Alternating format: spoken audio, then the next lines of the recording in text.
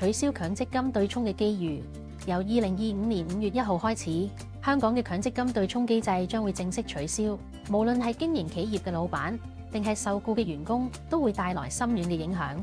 對僱主嚟講，取消對沖之後，遣散或者裁員時將唔可以再用強積金供款嚟支付遣散費或者長期服務金。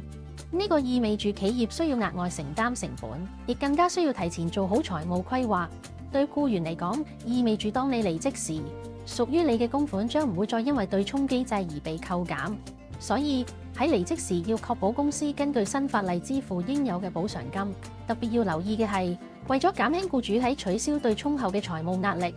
香港政府將會推出補償機制，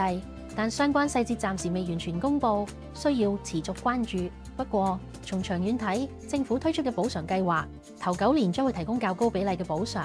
之後就會逐年遞減。所以，盡早了解點樣善用商業理財產品，唔單止可以平衡呢個政策帶嚟嘅長遠影響，仲有機會提升企業吸引同留住人才嘅能力，反而變成一個新嘅機遇。